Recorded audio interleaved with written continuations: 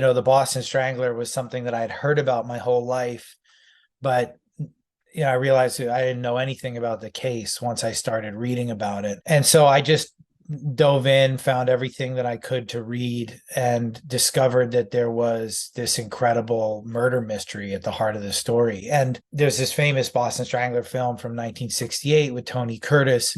What I discovered was that there's a whole nother layer to this story that they didn't even approach. All right, that was a clip from Matt Ruskin, the screenwriter and director of Hulu's new film, Boston Strangler. So, tonight we're going to talk about writing a journalism film. How do you tell a story about telling a story? That's the question with any great journalism movie. All the President's Men, Zodiac, Spotlight, most recently, The Boston Strangler, or actually just Boston Strangler. The Boston Strangler was the older film. These films were generally about one idea. Then there's Aaron Sorkin's The Newsroom, about the room itself, aspects of House of Cards in early seasons, maybe, and here and there in all kinds of TV shows and movies.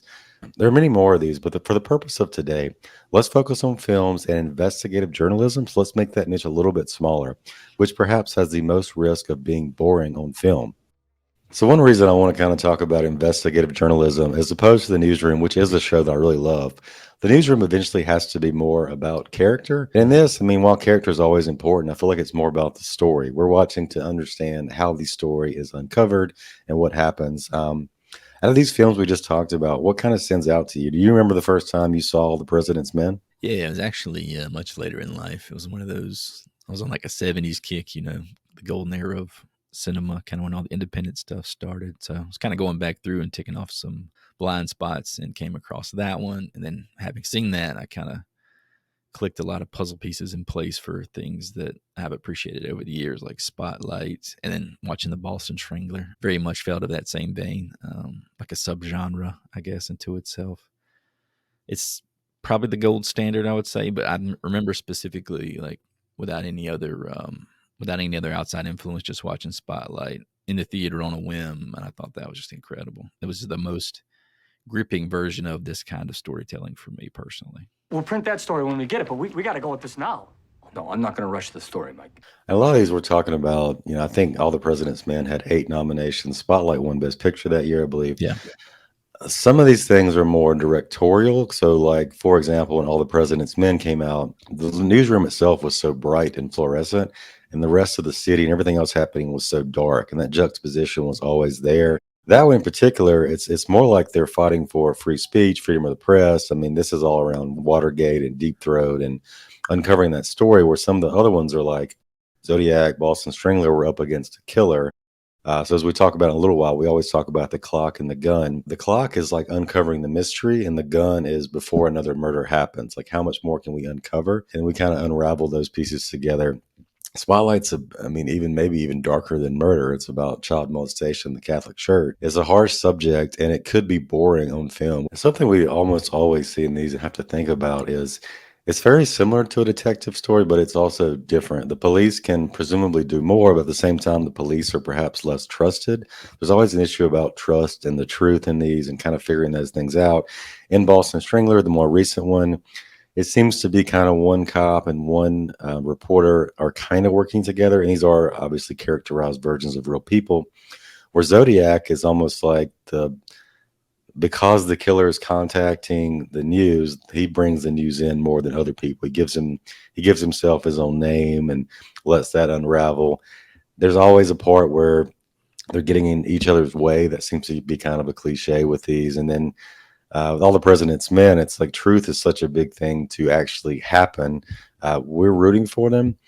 I like the movie The Post. It has gotten some criticism. This was the Spielberg movie with Meryl Streep and Tom Hanks for kind of being too bloated, too much like leaning into all the tropes a little bit. Let's go. Let's do it. Let's go. Let's publish. So you can go too far. Even Spielberg and some people would say with something like that and just be too cliche with it. Yeah, I feel like he has we talked about it before, the Spielbergian style, where he like a righteousness maybe to his characterizations, which sometimes can be almost like comic booky in a way, for lack of a better word. Kind of detaches me a bit personally when I'm thinking about someone like a journalist or a detective. I think more of like the hard-boiled nitty-gritty, having to get in there and have these conversations that no one wants to have. And like an agent of the people, if you will, as opposed to an ideal of a person. With all of these movies and TV shows, like the big thing is like getting information, verifying information, getting contact info. But again, that could be like super boring. It's often done like in Spotlight with a montage. That helps you show people just putting things in Excel or reading books. And that kind of also highlights the drudgery of Spotlight working for decades on something. Also gives it more authenticity of being actually what happened. And then they kind of shoot the movie in the same way. When we'll get to the writing in just a second, but Spotlight's very understated. It's muted. There's a low score. The score is not often used, and it's very calm camera moves. You get to kind of see and move slowly as they start to unravel the story. Spotlight's maybe the most recent of these in terms of like when it actually happened, but most of these we're talking about 60s, 70s, and 80s. That's kind of almost more interesting today. We see the physical actions, we see the typewriter, we see them in phone booths, they're using books and physical paper.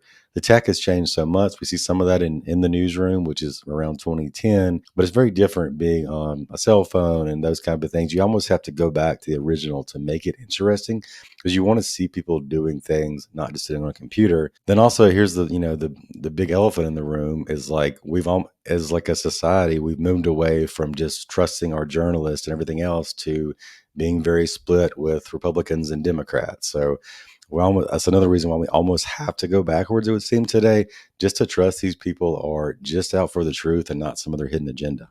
Yeah, I think kind of highlighting what you were talking about with all the tactile nature of what used to be reporting, like just the sound of a typewriter and the feel of paper, watching someone flip through. It's just something about that adds a layer to maybe, like we said, the trustworthiness of what you're seeing there. These are all physical, tangible things.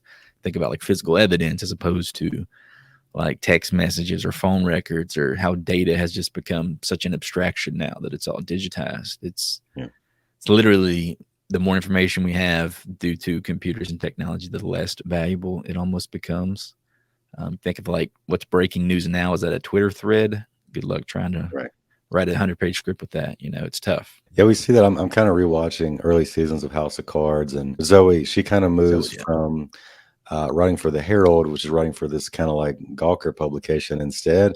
And then it's just like, do you think it's good? Publish as fast as you can. We also, Ron Holiday wrote a book called Conspiracy.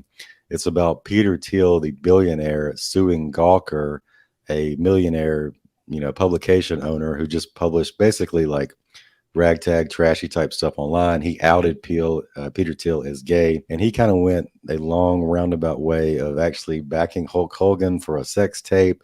It's just some crazy story.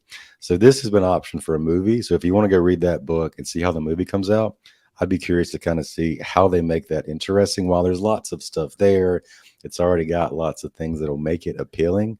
I'm curious how they're going to make the investigative part more interesting with that.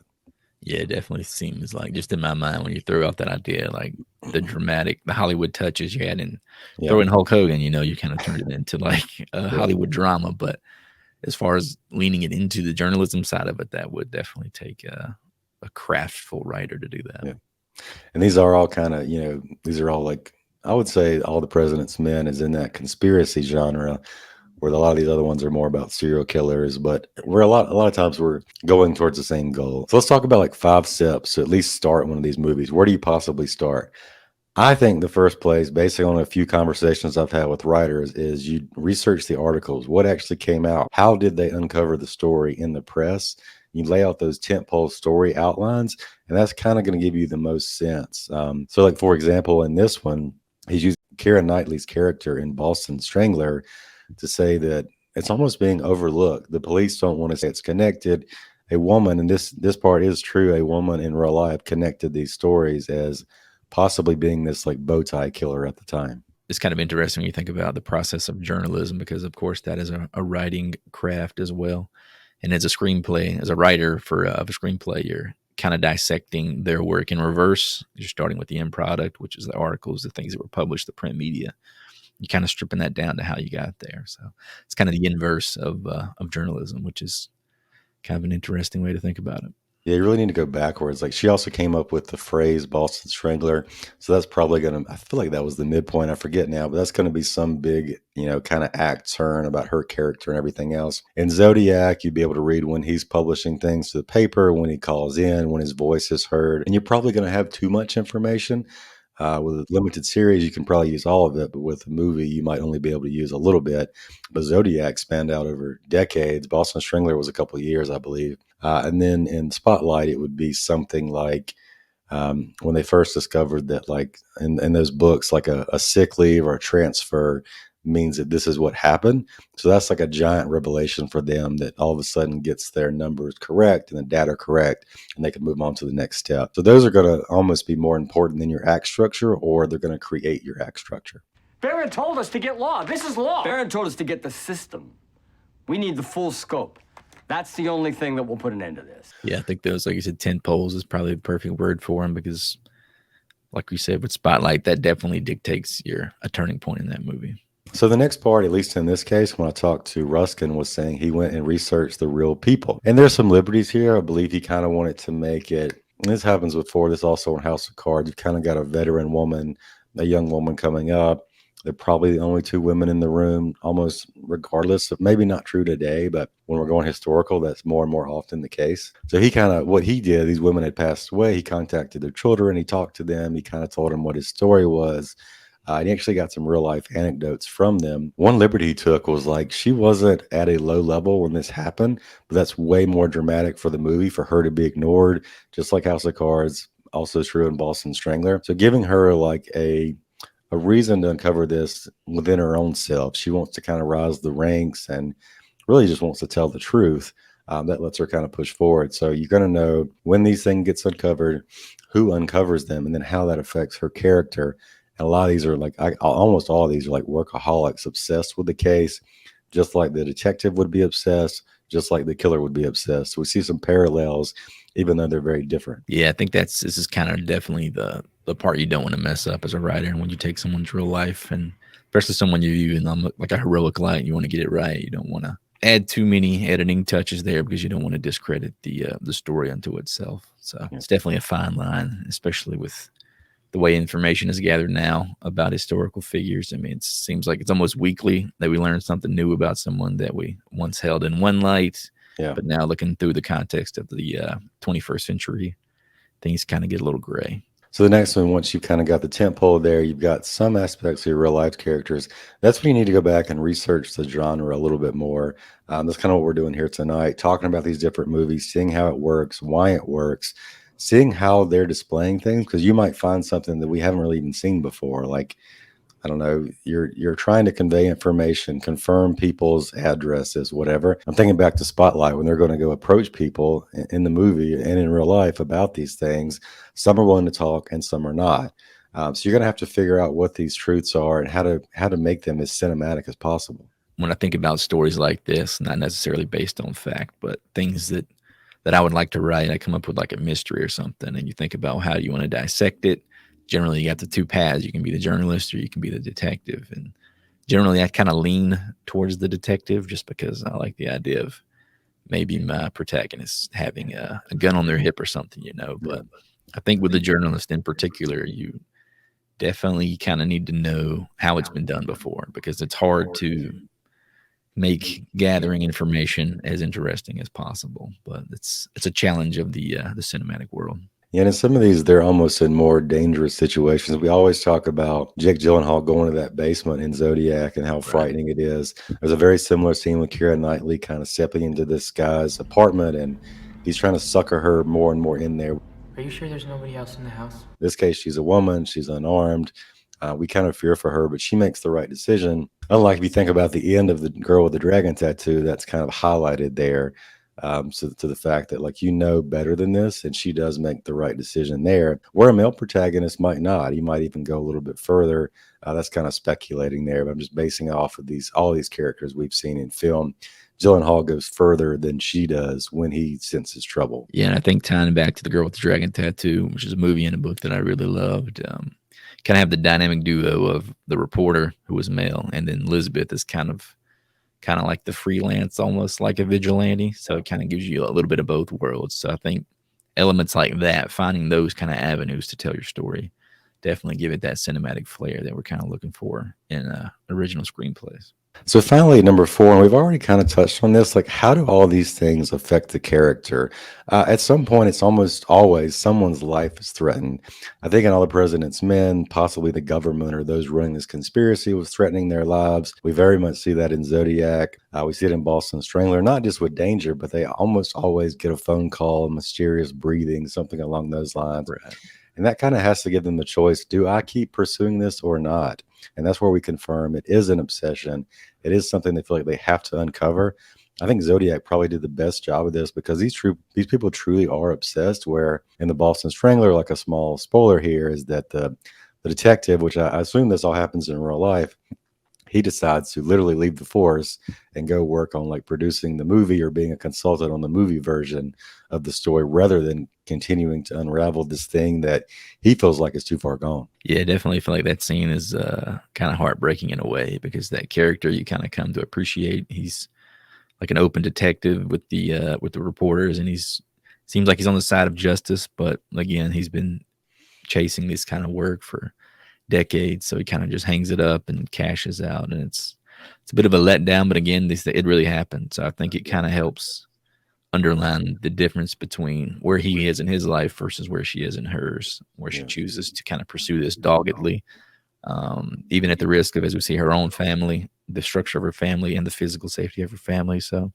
those are very much important. I think when like we're talking about the First Amendment, the right to information, and not only to information, but to be able to share that information, to speak about it freely. Kind of like going back to Spotlight, like that's something that the world needs to know, and your right to do it is what makes America. So definitely something that needs to be preserved, and keeping it on screen and keeping it interesting is good stuff. And these are definitely often displayed as heroes. I really can't. I mean, I think way back in the day, maybe they were.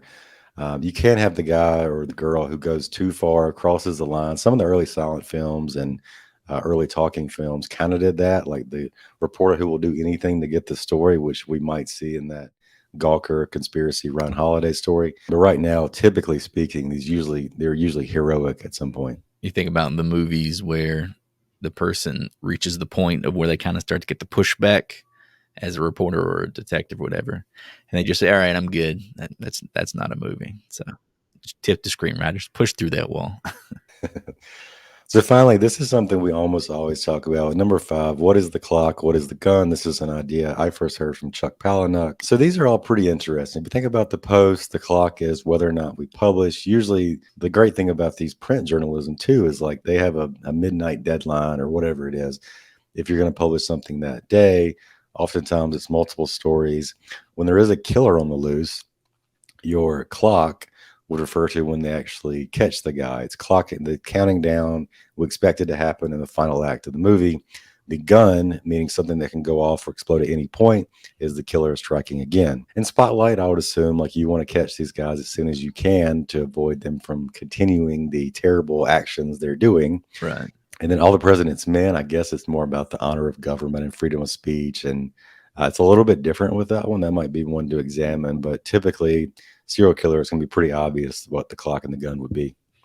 Yeah, thinking to All the President's Men, it's like almost the preservation of America, or what makes America what it is kind of like their impetus why they want to do what they're doing. And then going back to Spotlight, I feel like for me as a watcher, like the gun, if I'm one of those reporters, like what am I afraid of is having this information and having to live with that information for the rest of my life, without it being like a public knowledge. Like knowing that that's happening to children out there systematically, and not having done my part to stop it, I think would be even more detrimental to me, as a reporter.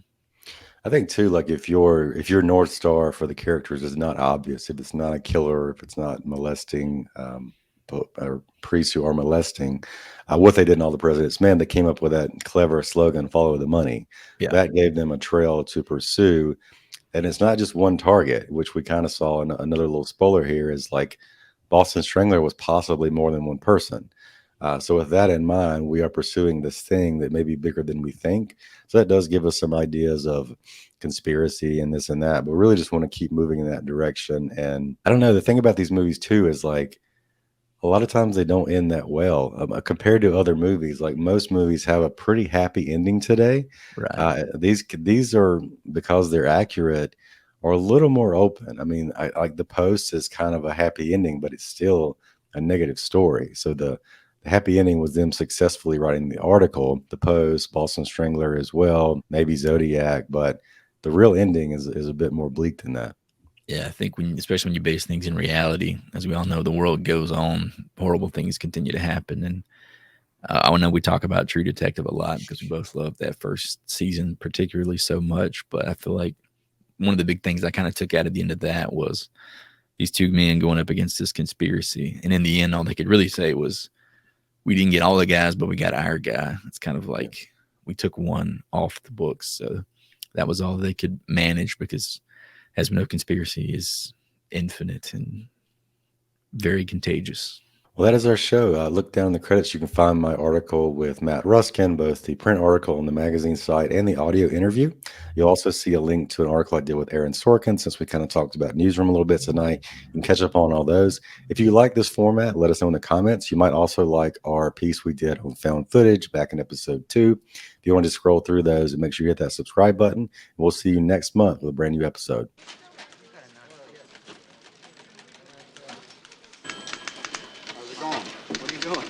Polishing. You what? Polishing. What's wrong with it? Nothing. It's good. May I have it? Yes, I'm not looking for a fight. I'm not looking for a fight either. If you're gonna hype it with the facts. I don't mind what you did. I mind the way you did it. Woodward, Bernstein, you're both on the story. Now don't f it up.